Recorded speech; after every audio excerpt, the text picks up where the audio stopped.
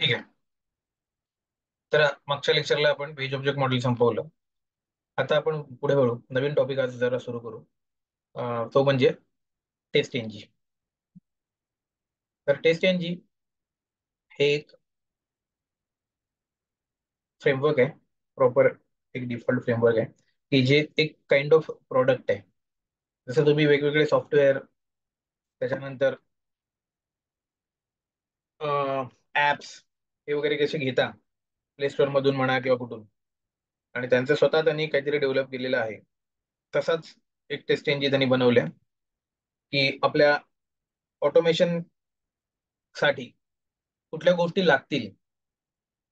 जर तुम्ही टेस्टिंग करताय, ऑटोमेशन वापरून जर टेस्टिंग करताय, तर ते करायला तुम्हाला कुठल्या गोष्टी लागतील याचा त्याने आधीच विचार करून ठेवलाय. आणि त्या सगळ्या गोष्टी प्रोव्हाइड करण्यासाठी त्यांनी आपल्याला एक छान फ्रेमवर्क बनवून ठेवले. ठीक आहे, एक प्रॉडक्ट बनवून ठेवलाय त्यांचा. आणि तो त्यांनी एवढा प्रॉपर विचार करून एवढा जेनरिक बनवलाय. जेनरिक आणि स्पेसिफिक म्हणजे एखाद्या पर्टिक्युलर ऑर्गनायझेशनच्या साईटच्या अशा स्पेसिफिक नीड घेऊन तो बनवलेला नाहीये. तो एवढा जेनरिक बनवलाय की तो मोस्ट ऑफ द गोष्टींना कव्हर करतो, इन्क्लूड करतो. ठीक आहे. त्याच्यामुळे टेस्ट इंजिन जर तुम्ही वापरत असाल तर तुम्हाला त्याचे जे सगळ्या त्यांनी प्रोव्हाइड केलेल्या मेथड्स आहेत, टेक्निक्स आहेत, वेज आहेत, ठीक आहे, ते apart from your domain project तुम्हाला वापरता येतात. सर्व समावेशक म्हणजे सगळ्यांसाठी तो ऑल इन्क्लुसिव्ह असा तो त्यांनी एक बनवलाय. म्हणजे हे त्यांची कमाल आहे की त्यांनी एवढं चांगलं बनवलं. तर आपल्याला फक्त आता काय, हे फ्रेमवर्क जर आपण वापरत असतो आणि बऱ्याचशा ठिकाणी हे वापरतात टेस्ट इंजिन फ्रेमवर्क, तर आपल्याला फक्त ते कसं यूज करायचं, कसं इन्स्टॉल करायचं, त्याच्यानंतर कसं त्याच्यात वेगवेगळ्या खूप गोष्टी आहेत. करू तेवढ्या कमी एवढ्या गोष्टी आहेत, पण त्याच्यात आपल्याला रेग्युलर गोष्टी आपण कुठल्या वापरतो हे सगळं आपल्याला माहिती पाहिजे. आणि याच्यात मेन गोष्ट कुठली आहे, तर तुम्हाला टेस्टिंगचं मॅनिप्युलेशन करणं आता इथून सुरू होईल. म्हणजे पूर्ण जो कंट्रोल देतं की तुमच्याकडे एक हजारो टेस्ट केसेस जर असतील, तर अशा वेळेला तुम्हाला याची गरज खूप जास्त आहे. जर तुमच्याकडे 10-12 टेस्ट केस आहेत आणि तुम्ही टेस्ट इंजिन वापरत असाल एवढं सगळं इन्स्टॉलेशन, तर काही नाही, म्हणजे त्याच्यात काही कुठला पॉईंट नाहीये. तुम्ही उगाचच तुमचे रिसोर्सेस चुकीचे वापरताय. ठीक आहे ना, टेस्ट इंजिनची त्याला गरज नाहीये काय. पण तुमच्याकडे जर खूप जास्त टेस्ट केसेस आहेत आणि त्या मॅनेज कशा करायच्या, मॅन्युप्युलेट कसं करायच्या, कंट्रोल कसं करायचं, त्याच्यावर सिक्वेन्स कसं, अशा खूप गोष्टी असतात मग की त्यांना प्रॉपरली अरेंज कसं करायचं, तेव्हा याची गरज पडते. ठीक आहे. म्हणजे जसं की फर्निचर, घरात जे आपण कप्पे वगैरे असे बनवून घेतो, ते तेव्हाच घेतो जेव्हा सामान जास्त असतं. ठीक आहे ना. आपल्याकडे आपण जसं हॉस्टेलमध्ये राहतो तसेच जर सामान असेल, 2 शर्ट 2 पॅन्ट आणि काही भांडीच नाहीयेत किंवा बाकी कुठल्या वस्तूच नाहीयेत घरात, फॅमिलीच नाही, एकच माणूस जर बॅचलर सारखा राहणार असेल, तर त्याला फर्निचरची गरज लागत नाही. कसं आहे की ही गरज तेव्हाच लागते जेव्हा तुमचा एक वास्ट प्रोजेक्ट असतो, म्हणजे तुमच्याकडे एक सेट ऑफ टेस्ट केसेस असतात खूप. आणि मग त्यांना तुम्हाला एकदा अशा खूप जास्त गोष्टी आली की मग प्रश्न पडतो आता यांना कसं सॉर्ट आउट करायचं, कसं यांना प्रॉपरली लावून त्यांचा sequence, priority, group, classification, arrangement, हे सगळं कसं करायचं, या सगळ्या गोष्टींची हा खूप प्रश्न पडतो. आणि ती केअर जी आहे ती टेस्ट इंजिनने घेतली आहे आपल्यासाठी. ठीक आहे, तर हे पहिलं नीट समजून घ्या. टेस्ट इंजिनचा फुल फॉर्म, तर एनजी म्हणजे new generation, test new generation असं एक आहे त्यांच्या ह्याच्यामध्ये. आणि हे कसं आहे की जे युनिट जसं असतं, युनिट टेस्टिंगसाठी आपण जसं वापरलं जातो, युनिट टेस्टिंग मध्ये तुम्हाला माहिती असेल की डेव्हलपर्स कोडिंग करून झाल्यानंतर स्वतःच त्यांचा कोड टेस्ट करतात. ठीक आहे. तर ते एक फ्रेमवर्क आहे जे युनिट 1. ते तुम्हाला जावा मध्ये ऍड करता येतं, इक्लिप्स मध्ये. ठीक आहे. किंवा बऱ्याच अशा कुठल्या तरी याच्यामध्ये तुमच्या आयडी मध्ये ते ऍड करता येतं. तर ते फ्रेमवर्क तसंच ते तसं म्हणजे जर हे काय सांगितलं की काही जर लोकांनी जे युनिट वापरलं असेल, तर जे युनिट ज्यांनी वापरलं असेल किंवा ऐकलं असेल, तर आणि इवन काही आपल्या पण कॉल येतात ना, त्याच्यामध्ये पण असे एक्सपेक्टेशन असतात की तुम्हाला युनिट टेस्टिंग येते का. कारण काही झालं तरी ते टेस्टिंगचाच एक पार्ट आहे, बरोबर. त्याच्यामुळे युनिट टेस्टिंग पण आपल्याला जर येत असेल तरी ती चांगली गोष्ट आहे, नसेल येत तरी काही एक्सपेक्टेड नाहीये. पण डेव्हलपर्स कोड करून झाल्यावर जी टेस्टिंग करतात त्याला म्हणतात स्वतःच्या कोडची स्वतः केलेली टेस्टिंग, जी की असते व्हाईट बॉक्स. कारण तुम्हाला कोड दिसत असतो, त्याच्यामुळे त्या टेस्टिंगला आपण म्हणणार युनिट टेस्टिंग. ठीक आहे. एकदा कोड त्यांनी एक सी करून तुम्हाला पाठवली, ऍप्लिकेशन आलं की मग ते बनतं ब्लॅक बॉक्स, आणि मग पुढे तुमची आपली टेस्टिंग तेव्हा खरी तर सुरू होते, बरोबर. पण एक पाऊल पुढे जाऊन दोन्ही साईडला, इकडे डेव्हलपरच्या साईडला आणि तिकडं पुढे गेल्यानंतर तिकडल्या साईडनी बघाल तर डेव्हऑप्सच्या साईडला म्हणा, म्हणजे ते सेटिंग करणं असेल, आणि नंतरची ओनरशिप असेल, म्हणजे नंतर काही सपोर्ट करणं असेल. प्रत्येक साईडला तुम्ही वेगवेगळ्या अशा साईट्स आहेत की तिथे तुम्ही एक एक पावलं पुढे जाऊ शकता.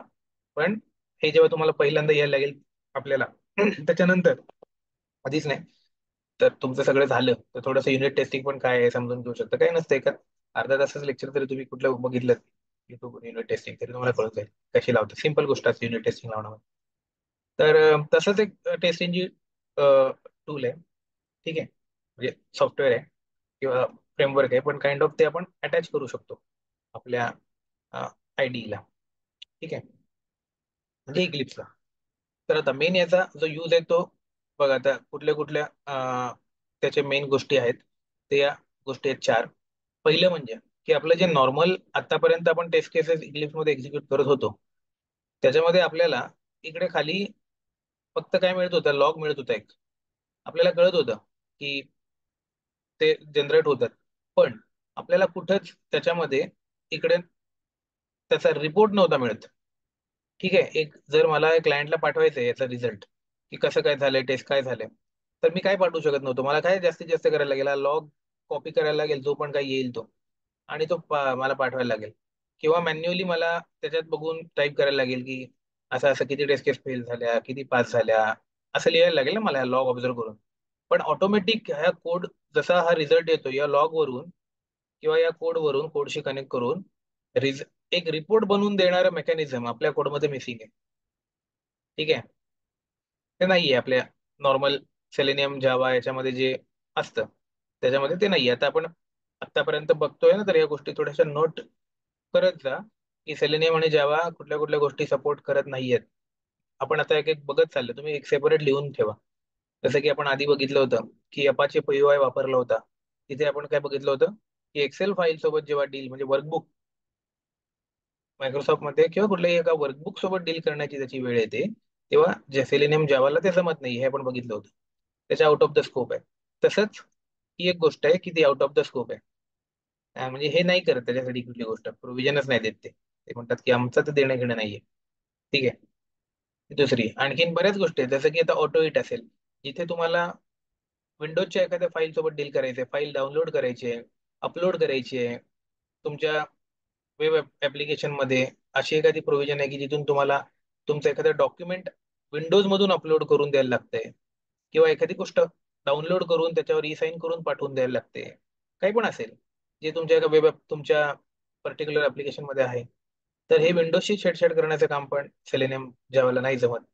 त्याच्यासाठी मग त्यांनी काय केलंय, तर मदत घेतली ऑटो इटची. म्हणजे ते ऑटो इट, आता याच्यात ऑटो इट नावाचं सॉफ्टवेअर एक असतं, ते आपण पाहिजे तर आपल्या इंडस्ट्रीमध्ये घेऊ शकतो त्यासाठीची रिक्वेस्ट टाकून, इनिशिएटिव्ह घेऊन. ठीक आहे. तर अशा खूप गोष्टी आहेत ज्या नंतर नंतर येतात, आणि याच्यावरनं तुम्ही नंतर काय करता, शो ऑफ करून अप्रायझल घेण्यासाठी वगैरे पण या गोष्टींचा वापर होतो. की आपल्याकडे अरे विंडोजचं, म्हणजे आता तुम्ही आलात, तुम्हाला बनवले लीड, म्हणजे पुढल्या गोष्टी आहेत आत्ताच्या लेवलला नाही, आणि तुम्हाला तोपर्यंत हे सगळं तर कॉमन तुम्हाला येतंय, आणि मग तुम्हाला जनरेट व्हावं लागलं की अरे मधला एक पार्ट आहे जिथे काही टेस्ट केस आपण ऑटोमेट नाही ठेवल्यात. म्हणजे आता हे नीट लक्षात घ्या की जे टेस्ट केसेस असतात त्यातल्या सगळ्यात ऑटोमेटेबल नसतात ना. काही तुम्ही रिग्रेशन सूट मध्ये किती घ्यायच्या हे तुम्ही ठरवता, बरोबर. तर त्याच्यामधले काही तुम्ही स्किप केलेले असतात. का तर त्याच्याशी त्याच्या टेस्ट केसमध्ये विंडोजची छेडछाड करणारे कुठले तरी ऑपरेशन्स असतात, बरोबर. मग त्यावेळेला तुम्ही मीटिंग मध्ये असं पुट करू शकता की we can increase our test coverage if we will include few of the test cases in our test automation regression test suite. But there kind right now there is a blocker because as our Selenium Java, the current framework is unable to uh, deal with communicate with Windows operations. So we right now we cannot do that. But if we make a provision. There is one solution that I have thought of. There is one software. If we are installing that and if we use that, then it will that can be achieved, and we can easily raise within a very less time period and within very less efforts. We can uh, increase our test coverage through automation. Okay. मग ते विचारणार काय आहे, मग त्याला paid आहे का, मग किती, मग ते आपल्या याच्यामध्ये प्ले स्टोर पहिले पण आपण सगळे जाऊन तुम्ही बघून येणार की आपल्या कंपनीचे ज्या ऍप्स जिथे मिळतात. कारण कंपनीमध्ये कसं असतं, असं उठसूट नसतं बऱ्याच कंपनीत की तुम्ही जाऊन डायरेक्टली कुठे पण एक ऍप दिसलं डाउनलोड केलं जसं आपण आता करतोय असं नसतं. त्यांचं एक ऍप सेंटर असतं, एक प्रॉपर वे असतो की ऑथोराइज ऍप तुम्ही म्हणजे घ्यावीत आणि सिक्युरिटी टर्म सगळ्या फॉलो कराव्या. मग तिथे पहिलं आधीच आपण तुम्ही चेक करून ठेवणार आहे का, नाही असेल तर मग तुम्ही सांगणार okay check it is downloadable, mean it is there in our app store and we can download that. So kindly sanction. पण तरी पण तुम्हाला सँक्शन करून घ्यायला लागतं, आणि परमिशन कुठलं पण सॉफ्टवेअर जर घ्यायचंय तर असं उठसूट आपण नाही घेऊ शकत कंपनीमध्ये. हे मी याच्यासाठी सांगतोय कारण मला माहित नाही किती लोकांनी त्या ऑटोमेशन रिलेटेड किंवा याच्या रिलेटेड काम केलंय. जे इंडस्ट्रीज वर्क मॅन्युअलवर पण करतायत त्यांना पण कुठले तरी सॉफ्टवेअर लागलेच असतील बेसिक, ते त्यांना माहिती असेल ही गोष्ट. तरी पण एक प्रोसिजर तुम्हाला काम करतोय फील दाखवायचं आहे ना तुम्हाला, त्याच्यामुळे मग हे एन्व्हायरमेंट हे वातावरण हे सांगतोय. कारण पुढे गेल्यानंतर तो फील तुम्हाला ऑटोमेशन मध्ये ऑलरेडी काम केलंय हा इंटरव्ह्यू देताना पाहिजे. ठीक आहे. तर तुम्ही तेवढं सांगता की तुम्हाला सँक्शन करून घ्यायला लागतं ते. मग पहिलं तर त्या मीटिंग मध्ये तुम्हाला पुट करायला लागतं, आणि ऑटोमेशन मीटिंग असेल किंवा जी पण तुमचा कॉल असेल त्याच्या रिलेटेड जे पण तुम्ही ठरवलं असेल सांगायचं. मग असं सँक्शन ओके, मग ते म्हणतात ठीक आहे मग सँक्शन करतो. Okay let it start working. किती टाइम पाहिजे आणि तुमच्या रेग्युलर असाइनमेंट तुमच्या ज्या चालल्यात रेग्युलर डिलिव्हरीज त्याच्यावर अफेक्ट किती करेल, किती ड्युरेशन लागेल ते करायला. मग तेवढं कमी कमी वेळात असेल तेवढं ते लगेच हो म्हणून टाकतात. आणि तुम्ही जर इस्टिमेट दिलेत नाही मला एक आठवडा लागेल, मग ते म्हणतात okay will think on that, I will discuss, असं म्हणून पण थांबू शकतं. ठीक आहे. आणि तुम्ही म्हटलं नाही त्याला काही नाही मी साईड बाय साईड ते करून घेईन माझ्या ह्याच्यामध्ये, मग तर तुम्हाला लगेच ग्रीन सिग्नल येतो की ठीक आहे मग करून टाक. ते तुम्हाला पैसे पण नाही एक्स्ट्रा भरायचे आहेत, आपल्या प्ले स्टोअर मध्ये पण आहे, आणि असं कुठलं तरी तुम्ही सोल्युशन देताय ते तुम्ही पॅरेलली करताय मग त्यांना काही प्रॉब्लेम नसतो. मग ते तुम्ही ऑटो हिट वगैरे असं काहीतरी घेता आणि दाखवता, मग तुमचा टेस्ट कव्हरेज वाढतो. मग ते तुमचं कॉन्ट्रीब्युशन झालं की तुम्ही कंपनीसाठी काहीतरी एक प्रॉब्लेम सॉल्व्ह करून दिलात. म्हणजे याच्यामध्ये क्लायंटचा एक वेळ तुम्ही अचानक खूप वाचवलात. म्हणजे मॅन्युअलचे रिसोर्सेस ज्या 10 टेस्ट केसेस नेहमी एक्झिक्यूट करत होते ते आता तुम्ही ऑटोमेशन थ्रू केलात. मग ते तुमचं कॉन्ट्रीब्युशन झालं टुवर्ड्स द कंपनी. हे अशा गोष्टी नंतर नंतर तुम्हाला ऍड करायला लागतात जर तुम्हाला पुढे जायचंय, किंवा प्रमोशन असेल बाकीच्या गोष्टी असतात त्याच्यासाठी या अशा गोष्टी एक्स्ट्रा काहीतरी एक पाऊल तुम्हाला टाकायला लागतं नेहमी. ठीक आहे. मग असं काहीतरी कॉन्ट्रीब्युशन दिसलं की त्यांना वाटतं अरे या माणसाला हा खूप प्रोएक्टिव्हली काम करतोय, ओनरशिप घेऊन करतोय आणि याच्याकडे खूप डोकं आहे, म्हणजे हा काय सोल्युशन ओरिएंटेड माणूस आहे. आपल्याला असे काय काय प्रॉब्लेम्स पण आपण सांगत नाही, तो स्वतःच प्रॉब्लेम आयडेंटिफाय करून त्याचे सोल्युशन्स काढून देतोय. तर हे हे जे असतं ना, हा जो प्रोडक्ट आहे त्याच्यासाठी मग तुम्हाला तुम्ही अपडेटेड पाहिजेत की अरे असं हे चाललंय, तर मग आता ह्याच्यात आपलं बरोबर चाललंय का, आणखी लेटेस्ट काय आलंय का सेलेनियम मध्ये, किंवा असं काय आहे का की जे आपण आउटडेटेड वे करतोय. हे असं डोकं तुमचं जेवढं चालेल हे तसं तुम्ही जास्त पुढे पुढे पुढे जाणार. तर मी हे तुम्हाला कुठून सुरू झालं, तर अशा गोष्टी पहिल्या नोट डाऊन करा की ज्या सेलेनियम करत नाही, आपण आतापर्यंत पाहिलेल्या आहेत, तुम्हाला आठवल्या पाहिजेत. जसं की आपल्याला हे बघितलं होतं आपण की आपण बऱ्याच क्लासेसची मदत घेतली होती. ठीक आहे. एक म्हणजे की अलर्ट जेव्हा होता तेव्हा पण आपण तो ऍक्सेप्ट वगैरे त्याला करता येत नव्हतं नॉर्मली याला. ठीक आहे. त्यामुळे आपण अलर्ट क्लास वापरला होता जर तुम्हाला आठवतंय तर म्हणजे असं असं छोट्या छोट्या गोष्टी आहेत की जे आपण काही जावाचे वापरतो. इव्हन ते पण की सेलेनियम काय करत नाही आणि आपण डायरेक्ट जावाचे कुठले वापरतो.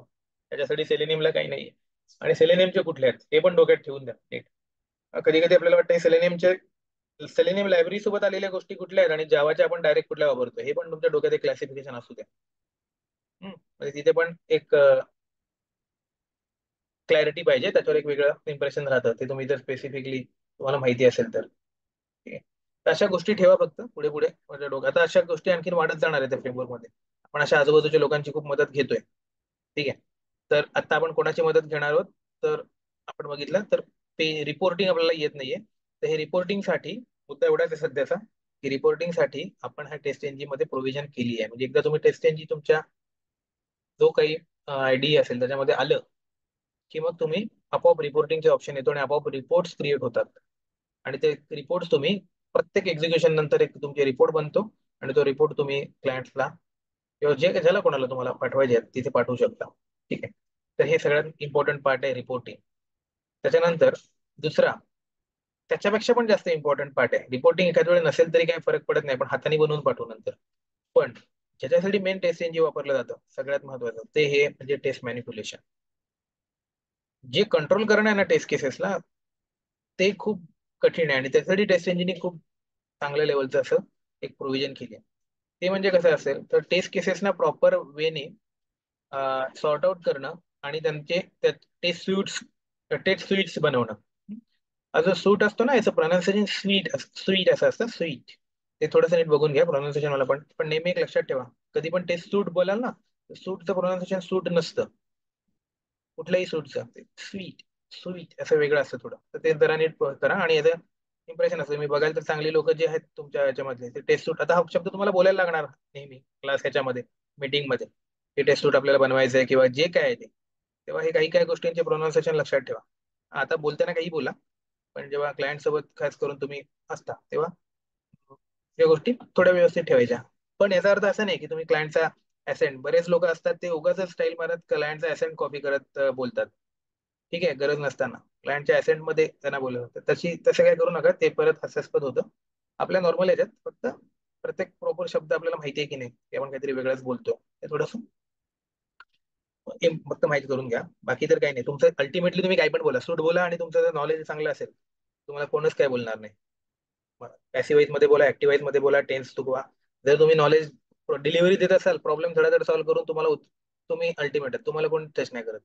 ठीक आहे, त्यामुळे मेन तर ते आहे की तिथे जाऊन त्यांना जे पाहिजे ते डिलिव्हरी देणं, एवढंच त्यांना पाहिजे. वेळेमध्ये तुम्ही जे काय पाहिजे ते गोड करून देताय, तो वर्क होतोय, सगळं व्यवस्थित चाललंय, विषय संपतो, तुम्ही अनटचेबल. ठीक आहे, पण ऍड ऑन गोष्टी आहेत, म्हणजे या काही गोष्टी आहेत की आपलं एक इम्प्रेशन, आपलं एक वेगळं हे राहतं ते जेव्हा आपण फॉलो करतो तेव्हा. आणि बाकीच्या ऍस्पेक्ट मध्ये पण आपला विचार होतो, म्हणजे पुढली जी लिडरशिप असेल, पुढे याला लीडला घ्यायचं का, या गोष्टींसाठी विचार करायला, पुढे ओढण्यासाठी त्याचा उपयोग होतो. तुम्हाला कोडिंग आलेल्या माणसाला कोण टच नाही करत कधीच, त्याला कोड येऊन तो डिलिव्हरी देतो, तो निघत तर कधीच नाही किंवा त्याला धोका कधीच नसतो. फक्त हे पुढल्या गोष्टी या गोष्टीसाठी लक्षात ठेवा पुढे जाण्यासाठी आणखी. ठीक आहे, तर हे होतं test cases and test suite. तर हे म्हणजे काय, सूट म्हणजे काय असतं तर कलेक्शन, आपण जसं म्हणतो ना एक टू टेस्ट सूट, म्हणजे त्याच्यामध्ये अनेक टेस्ट केसेस असं एक त्यांनी हेरार्ची बनवली. आता आपण थोड्याच वेळात बघणार आहोत ती. तर असं पूर्ण एक हिरार्ची करणं, एका खाली एक कसं अरेंज करायचं, प्रत्येकाला कशी लेवल द्यायची, हे टेस्ट इंजिनने चांगलं केलंय. ग्रुपिंग करण्याची प्रोव्हिजन त्यांना हे दिली आहे, प्रायोरिटाईज करण्याची दिली आहे, एखाद्याला टेस्टला इनेबल डिसेबल करण्याची प्रोव्हिजन दिली आहे. ठीक आहे ना. एखाद्या टेस्ट केसला बघू, आता याच्यामध्ये खूप खूप सारे आहेत ते आपल्याला बघायचे, पण हे मेन तरी लक्षात ठेवा की असं मॅनिप्युलेशन जे करण्याची ताकद, ही खरी टेस्ट इंजिनची ताकद आहे, की हे मॅनिप्युलेट करण्याची ताकद देणं. आणि याच्यासोबत म्हणजे तुम्हाला ते एक डेटा ड्रिव्हन टेस्टिंगचं पण एक ऑप्शन देतं. ठीक आहे, म्हणजे आपण बघितलं की टेस्ट ड्रिव्हन हे तर मेन आपल्या इथे टेस्ट मेंबर, याच्यात आपण test driven framework kind of बनवणार आहोत, की टेस्ट केसेस नुसार सगळं कंट्रोल होणार टेस्ट इंजिन. पण त्याच्यामध्ये डेटा ड्रिव्हन अप्रोच पण तुम्ही ऍड करू शकता, आणि त्याच्यासाठी तुम्हाला ते पॅरामीटरायझेशन नावाचा कन्सेप्ट देतो, तो पण आपल्याला बघायचा आहे. काय त्याच्यावर क्वेश्चन असे सगळ्या प्रत्येक गोष्टीवर, ना मी म्हणलो ना की प्रत्येक, आता आजपासून जे पण बोलतोय प्रत्येक गोष्टीवर इंटरव्ह्यू क्वेश्चन्स असतं म्हणून.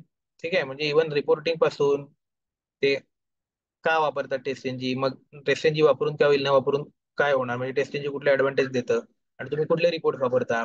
हा एक रिपोर्टिंगचा एक वेगळा क्वेश्चन आहे की तुम्ही रिपोर्टिंग कशी करता, हे त्यांना माहिती असतं, कारण याच्यातनं कळतं की तुम्ही आउटडेटेड चाललात की काय, कसे आहात ते. ठीक आहे, कारण आता इव्हन सध्या कोण टेस्ट इंजिन रिपोर्ट पण वापरत नाही. रिपोर्टसाठी आणखीन आपण एक वेगळं टूल वापरणार आहोत. ठीक आहे, पण त्याच्यावरनं त्यांना कळतं की काय काय माहिती आहे मुलाला.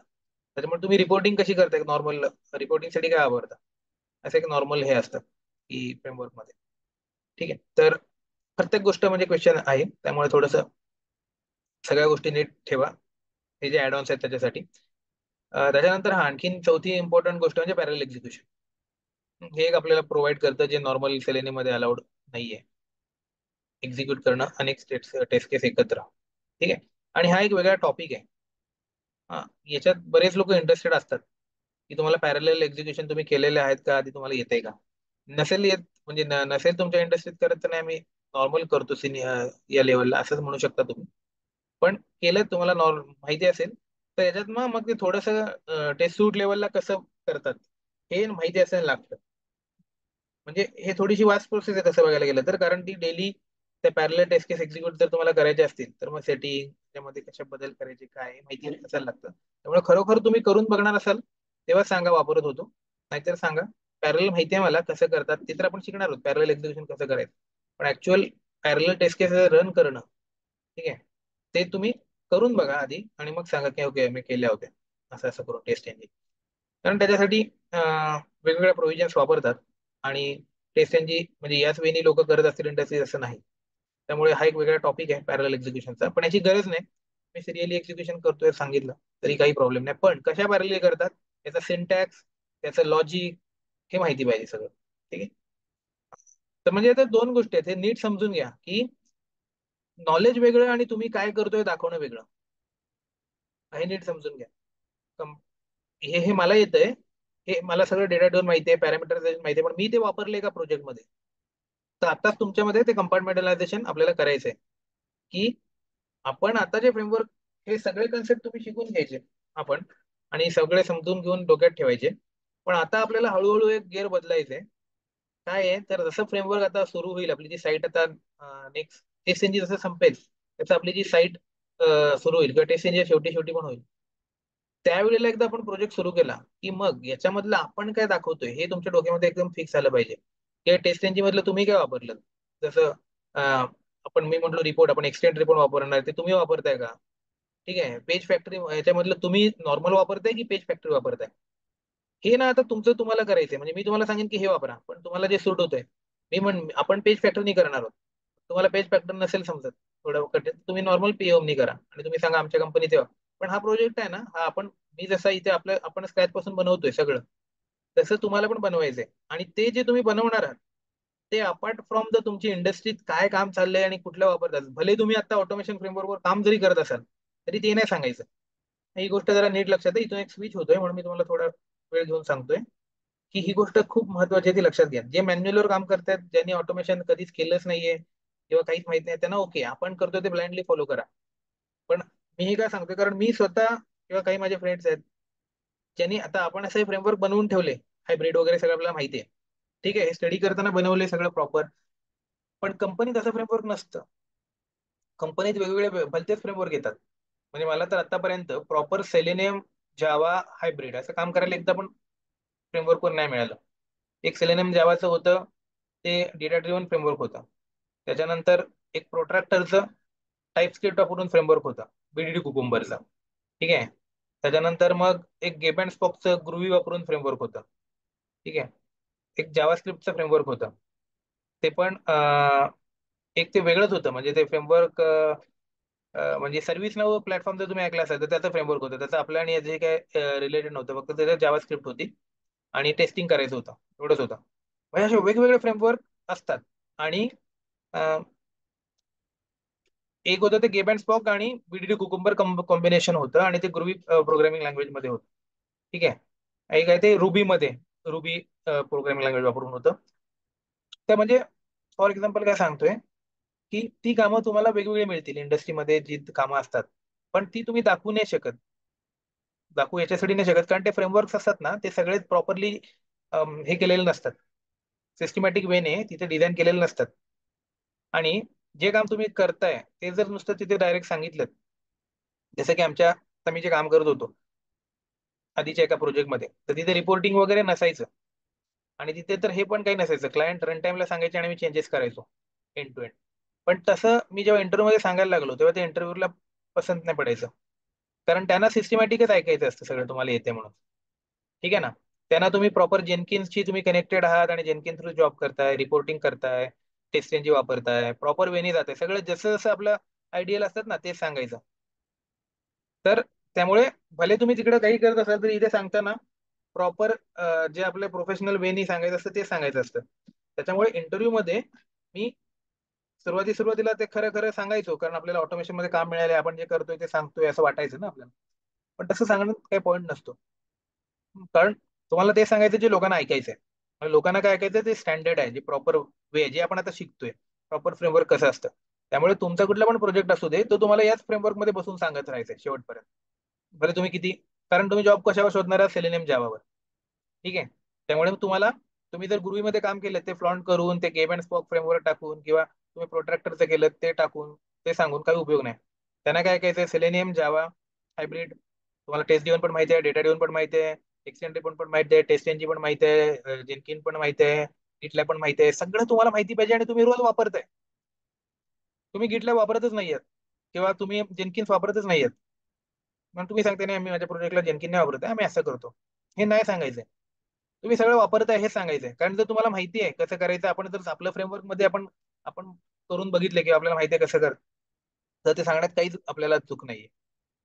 ठीक आहे. त्याच्यामुळे प्रॉपर जे आहे ना स्टँडर्ड ते सगळं मी करतोय असं सांगायचंय. त्यामुळे हे फ्रेमवर्क तुम्ही बनवताना तसं आपण बनवतोय की हेच आपलं काम आहे. तुम्हाला फक्त आता याच्या पुढे डोक्यात काय ठेवायचंय, हाच आपला प्रोजेक्ट आहे, तो पण आपण बनवू. ठीक आहे. ते आपल्याला प्रोजेक्ट म्हणून सांगायचं आणि तुमच्या प्रोजेक्टला तुम्हाला त्याच्यात टाकता येईल हे मी तुम्हाला आधीच सांगितलंय.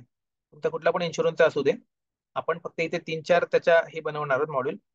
पुढले तर तुम्हालाच बनवायचं आणि ते ते तर पहिले तर कॉमनच असतात लॉग इन वगैरे याचे, आणि ते बाकीचे कसं करायचं ते तुम्हाला त्याच्यातनं कळणार आहे. ठीक आहे. अख्खाच्या अख्खा फ्रेमवर्क आपलं बनणार आहे. मग त्याच्यामध्ये तुम्हाला नंतर किती टेस्ट केस ऍड करायचे तुम्ही करा. 100 करा, काही जण 10 करतील, 5 करतील, त्यांनी फरक नाही पडत. तुमचं फ्रेमवर्क सेट झालं कुठल्या पण, आणि फ्रेमवर्क म्हणल्यावर तुम्हाला कळेल की ते कसं ऑल इन्क्लुझिव्ह असतं. तसं टेस्ट एनजी बघा, त्यांनी बनवलंय ते सगळ्यांसाठी काम येतं. तसंच आपण जे फ्रेमवर्क एक डिफॉल्ट कस्टमाइज बनवणार आहोत ते आपला कुठला पण प्रोजेक्ट असेल तरी कामाला येतं. पण मुद्दा इथे एवढा आहे की लक्षात ठेवा आजपासून की आजपासून म्हणजे जेव्हा फ्रेमवर्क होईल तेव्हा सुरू होईल तेव्हा कुठल्या कुठल्या गोष्टी आपण दाखवणार आहोत त्याच्यामध्ये आपल्या प्रोजेक्टमध्ये, त्या तुम्हाला थोड्याशा डोक्यात ठेवून द्यायच्या आहेत कुठेतरी नोट डाऊन, की माझ्या प्रोजेक्टमध्ये क्लासेस किती असणार आहेत, माझ्या प्रोजेक्टमध्ये काय काय याच्यामधलं वापरलं जाणार आहे, याच्यामधलं मी कुठला अप्रोच वापरणार आहे, नॉर्मल पेज वापरणार आहे की पेज फॅक्टरी, आणि तसं तसं सांगायचं की असं मी काम करत होतो. ते तुम्हाला व्हिज्युअलाइज करत राहायचंय की हे माझं असं येत होतं काम, माझ्याकडनं बिल्ड कुठून येतं ते सगळं आपण बघणार आहोत. ठीक आहे. तर हे होतं टेस्ट इंजिन का वापरतात, काय आहे टेस्ट इंजिन, जसे इम्पॉर्टन्स काय, आणि अति इम्पॉर्टंट क्वेश्चन आहे गाईचा. खूप खूप वेळ घालवला जातो इंटरव्ह्यू मध्ये याच्यामध्ये. अं, तर त्यांना पाहिजे असेल टेस्ट इंजिनवर काम करणार माणूस तर त्याच्यामुळे थोडस नीट करा टेस्ट इंजिन. ठीक आहे. आता आपण करू. तर आता टेस्ट इंजिन कसं ऍड करू शकतो, तर दोन वे आहेत. एक म्हणजे जसं आपण आधी रेग्युलर करायचो, जाऊन त्याच्यात डिपेंडन्सी ऍड करणं असेल ते करणं. ठीक आहे, नॉर्मल वेने. आणि याचा एक तुम्हाला मी हे पाठवून देईन, पीडीएफ आहे माझ्याकडे टेस्ट इंजिन नॉर्मल हे करण्याचं. आणि दुसरं म्हणजे एक सिम्पल वे आहे आणखीन, की टेस्ट इंजिन प्लगइन्स असतात ना ते डायरेक्ट तुम्ही तुमच्या आयडीला टाकू शकता. ठीक आहे. तर या वेनी आता मी केलंय आणि तुम्हाला पण हा वे सांगतो. हा एकदम सोपा आहे आणि हा वे आधीच्या वेनी तर आपण करतोच, पण हा वे पण तुम्हाला एक माहिती पाहिजे. तर ते कसं करायचं तर एकदा दाखवतो. एकदम सिम्पल आहे की तुम्हाला प्ले स्टोअर तर सगळे माहिती आहेत, सगळे जण अँड्रॉइड ऍपल वगैरे वापरता लोक तुम्ही, तर त्याच्यामध्ये प्ले स्टोअर वगैरे असं काहीतरी असतं. तर तसं इकडे बघा, हेल्प मध्ये तुम्हाला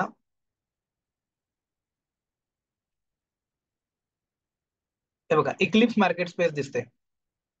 ठीक आहे. Eclipse market space, market place, त्याच्यावर क्लिक करायचं. आणि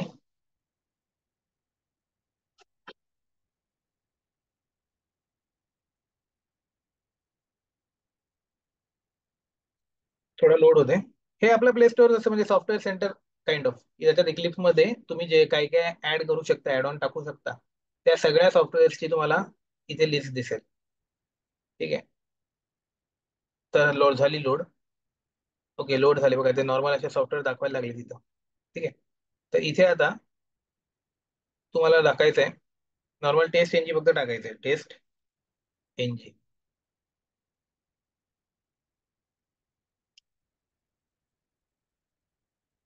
ठीक आहे. इथे आलं टेस्ट एनजी फॉर इक्लिप्स. तर आता माझ्या इथे इन्स्टॉल दिसतंय बघा तुम्हाला, म्हणजे मी इन्स्टॉल्ड केलंय. ठीक आहे. तुम्हाला फक्त सिलेक्ट करायचंय आणि जाऊन फक्त ते पुढे माहिती आहे तुम्हाला आता सॉफ्टवेअर इन्स्टॉल कसं करायचं आहे, मी तुम्हाला, तुम्ही त्याच्यात प्रो आहात माझ्यापेक्षा. ठीक आहे. तर त्याच्यामुळे ही गोष्ट करा फक्त. हे फक्त एवढं सिंपल आहे. एक क्लिप सोबत अटॅच करून घ्या टेस्ट एनजी. पहिला विषय संपला. तरी पण जर कोणाचं नाही झालं, एरर आली, तर सांगा मला. मी एक तुम्हाला ही पण पाठवून ठेवीन फाईल, पण ह्याच्यात तर सगळ्यांचं होऊन जाईल असं मला वाटते. हा, तर तरी बघू ते नंतर. ही पहिली स्टेप झाली. त्याच्यानंतर दुसरी गोष्ट काय करायचं त्याच्यामध्ये ना फक्त आपण जसं कॉन्फिगर केलं होतं तसं प्रोजेक्टच्या प्रॉपर्टीज मध्ये जाऊन त्याच्यामध्ये अं,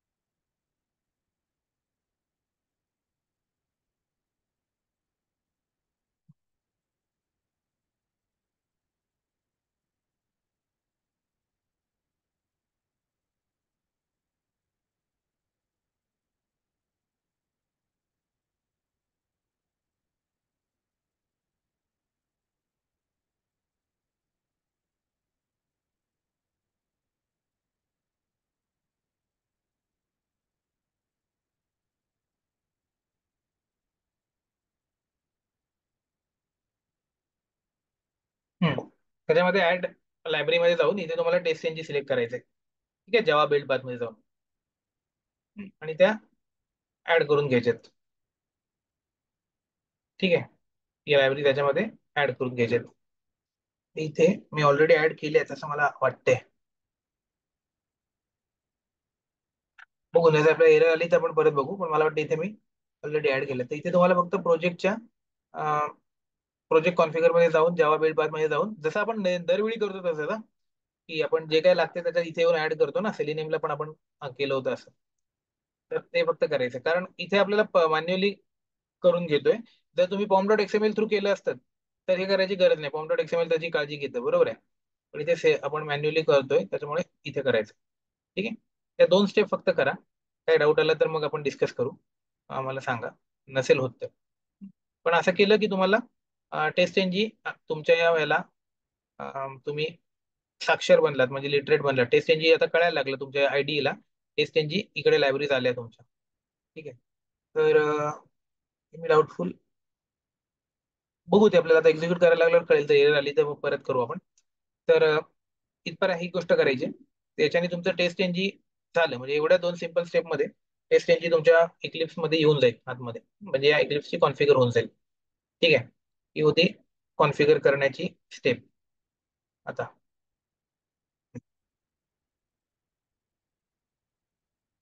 एकदा कॉन्फिगर झालं तर ओळखायचं कसं आता आपण बघत होतो ते दाखवतो. हा हे दोन गोष्टी शिकवल्या आता आपल्याला पुढे जायचंय.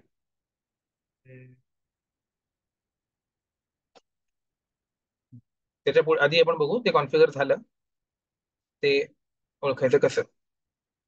तर आता बघा मी काय करतो याच ऑब्जेक्ट पेज ऑब्जेक्टचे सध्या मी जे बनवले ते एक प्रोजेक्ट आपण घेतोय मी.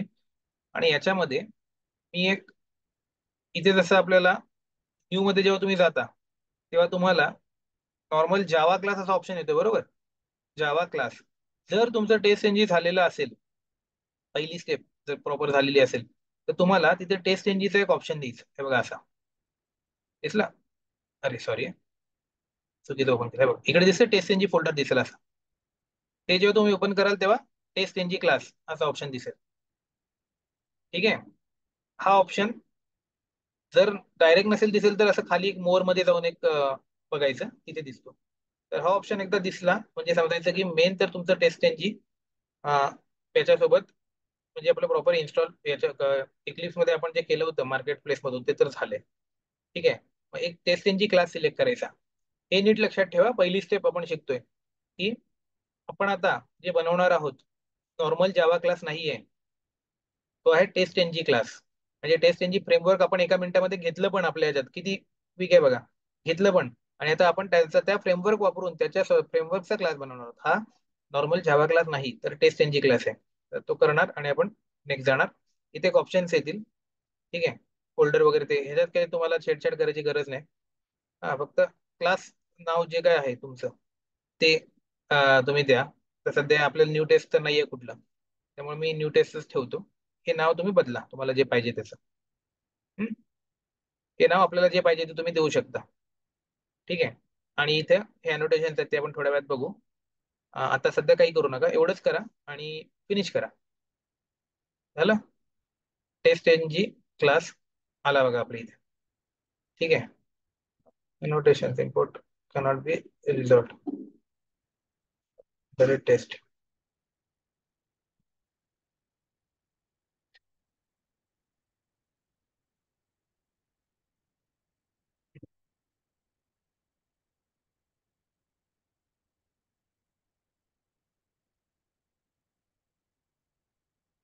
ठीक आहे.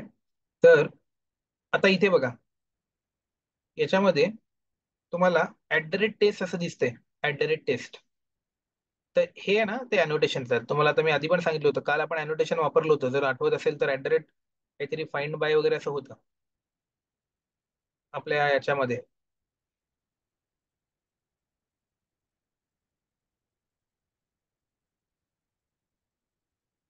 At the rate find by तेव्हा मी म्हटलं होतो अनोटेशन्स आहेत. ठीक आहे. हे पेज फॅक्टरीचे अनोटेशन्स होते. तर तसं आता इथं जे अनोटेशन आहे ते आहे ऍट द रेट टेस्ट. हे टेस्ट इंजिन प्रोव्हाइड केलेले अनोटेशन्स आहेत. तर जेव्हा आता ऍट द रेट टेस्ट असं अनोटेशन तुमच्या एखाद्या टेस्ट केस, आणि एक त्यांनी बेसिक टेस्ट केस दिली आहे, फंक्शन दिले, सॉरी टेस्ट केस नाही, एखाद्या फंक्शनच्या मागे जेव्हा at the rate taste annotation लागतं तेव्हा ते function as a test case treat केलं जातं. नवीन कन्सेप्ट आला. कारण आपण आता हे पहिलं तर बघतोय की टेस्ट इंजिन का वापरतो.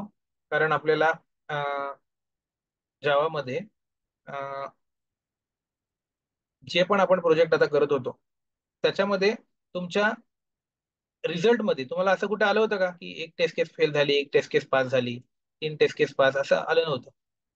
ठीक आहे. ते सगळं आपण फक्त आपल्याला जावा काय करून देतो, एक्झिक्यूट करून देतो फक्त कोड. म्हणून जावा, आणि जे काही आउटपुट आपण दिलं असेल ते येईल. पण आता इथे आपण टेस्ट केस करणार ना, तर आपल्याला कळलं पाहिजे की किती टेस्ट केस फेल झाल्या आणि किती पास झाल्या. त्याचा रिपोर्ट बनला पाहिजे. आता आपण ऍज अ टेस्टिंग ऑटोमेशन करतो. तर त्याच्यामुळे ही टेस्ट इंजिन प्रोव्हिजन दिली की तुमच्या ज्या मेथड आहेत, जे आपण त्याचा पण रिझल्ट तुम्हाला पाहिजे की जे पास झालं की फेल ठरवायचं आहे, त्याच्या मागे टेस्ट लावा. म्हणजे मी तिला as a test case consider करेन. एक मिनिटापेक्षा कमी उरलंय. मी स्टॉप करतो शेअर आणि क्लोज करतो. आणि एक 2च मिनिटात सुरू करतो परत. 2 मिनिटं द्या मला.